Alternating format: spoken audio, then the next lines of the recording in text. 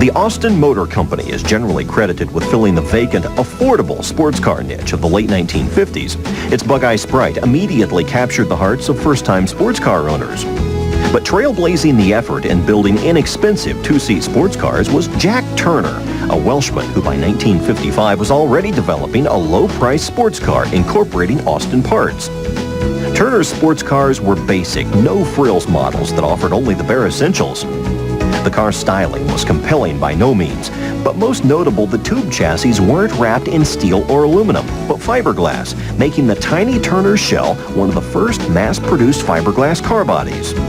Also in its favor, Turner, an engineer by trade, designed a unique rear suspension that incorporated transverse torsion bars with trailing arms to the rear axle assembly.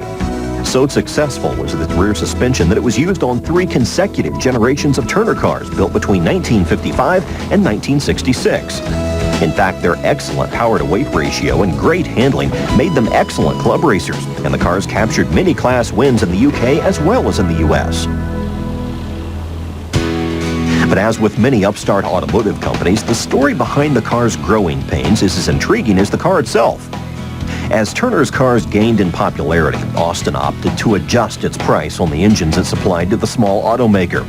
This, Turner later claimed, was no coincidence, as the new Sprite was most similar to Turner's latest car. They were similar indeed, except for one glaring difference. The price increase on the Austin engine meant that the Turner was higher priced to offset the increase.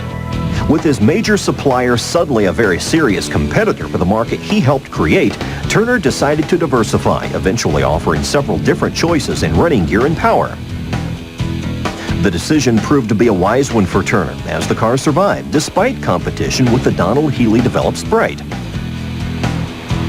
By the end of 1964, a trio of Ford engines were available in the Turner Mark III, which was complemented by larger brake discs in front and 8-inch drums in the rear. A sad end to the company came in 1965 when an American dealer in California took delivery of 6 cars, none of which he paid for. Sidelined temporarily for health reasons, Turner was unable to muster the energy and resources to pursue payment of the shipped cars or fund the design and manufacture of a new line. Turner built some 685 cars between 1950 and 1966, including single-seat spec racers and 2-seat sports cars, with most seeing use in the UK and the US. It's estimated that only 260 of these vehicles are accounted for, and the affinity for these exciting early sports cars is high, and it will likely continue to build a cult-like following as a true sports car icon.